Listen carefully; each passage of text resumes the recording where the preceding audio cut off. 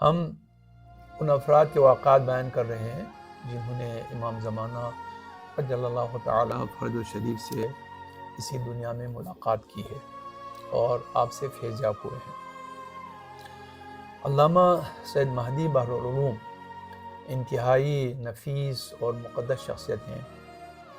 آپ کے خاندان میں بحر العلوم کے نام سے آج بھی علماء مجتہدین موجود ہیں۔ تو ان کے حالات میں جنت الماواز سے یہ واقعہ نقل کیا گیا ہے۔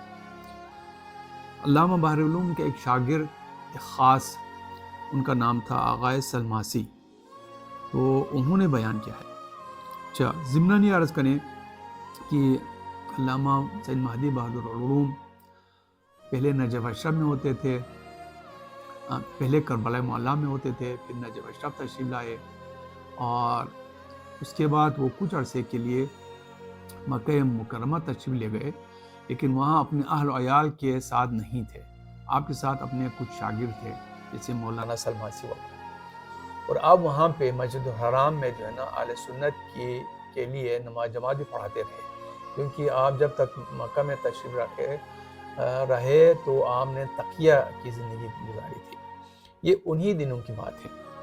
آغائے سلماسی نقل کرتے ہیں کہ مجاورت مکہ معظمہ کے زمانے میں باوجود کہ عالم مسافرت تھا، گھر بار سے دور تھے، لیکن آپ کی بذل و عطا اور داد و دہش کی یہ صورت تھی کہ کثرت مصارف کی کچھ پرواہ نہیں کرتے تھے۔ یہاں تک نوبت پہنچی کہ خرچ کی کوئی سبیل نہ رہی، جو کچھ پیسے تھے وہ سب خرچ ہو گئے، اور ایک درہم بھی میرے پاس نہ تھا۔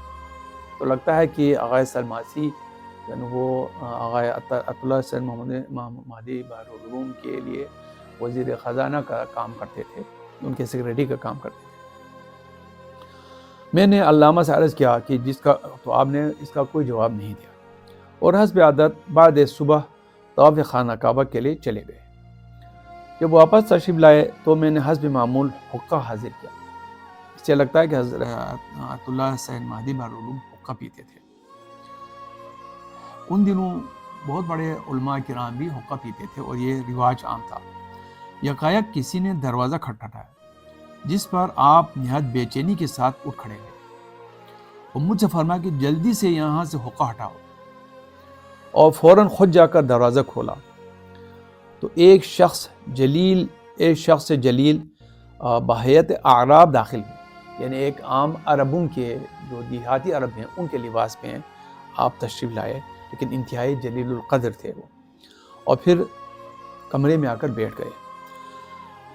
سید مہدی بحر العلوم نے دروازہ کھولا، اور سید مہدی بحر العلوم بھی انتہائی عجز و انکسار سے بیٹھ گئے اور ان سے کچھ باتیں کی۔ پھر وہ صاحب کھڑے ہو گئے، بحر العلوم نے دروازہ کھولا، ان کے ہاتھوں کو بوسہ دیا۔ وہ ناقے پر سوار ہو کے آئے تھے تو آپ نے ان کو ناقے پر سوار کرایا۔ جب اندر تشریف لائے تو چہرے کا رنگ بدلا ہوا تھا، یعنی سید مہدی العلوم کا چہرے کا رنگ بدلا ہوا تھا۔ اسی وقت مجھ کو ایک کاغذ دیا اور فرمایا کہ یہ رقعہ اس صراف سے متعلق ہے جو کوہ صفا پر بیٹھا ہوا ہے۔ آج کل تو جو لوگ حج کرتے ہیں ان کو معلوم ہے کہ کوہ صفا جو ہے وہ ایک عمارت یا ایک ہال کے اندر جو ہے نا لایا گیا ہے، اس کے اوپر بھی منزلیں بنا دی گئی ہیں، لیکن ان دنوں کوہ صفا اور کوہ مروہ کے پر کوئی عمارت نہیں تھی، کوئی چھت نہیں تھا، یہ کھلے میدان میں یہ تھے۔ تو کوہ صفا کے قریب کہا کہ ایک صراف ہے، صراف کے تو اس شخص کو جو آج کل جیسے کرنسی ڈیلر کا کام کرتا ہے۔ اس زمانے میں بھی چونکہ مختلف ممالک کے جو ہے نا وہ سکے آتے تھے درہم دینار کے، تو صراف کے پاس جا کے لوگ اپنے سکوں کو تبادلہ کراتے تھے۔ تو اسی قسم صراف تو فرمائے کہ کوئی صفحہ پر ایک صراف بیٹھا ہوا ہے، یہ کاغذ لے جا کے اس کو دے دو۔ اچھا، اسے لے کر اس کے پاس جاؤ اور جو کچھ وہ دے لیا۔ چنانچہ میں گیا اور وہ تحریر اس کو دیا۔ جب یہ سلماسی فرمایا جب میں وہاں گیا تو ایک دکاندار تھا جو صرافی کا کام کر رہا تھا، تو میں نے وہ تحریر ان کو دے دی۔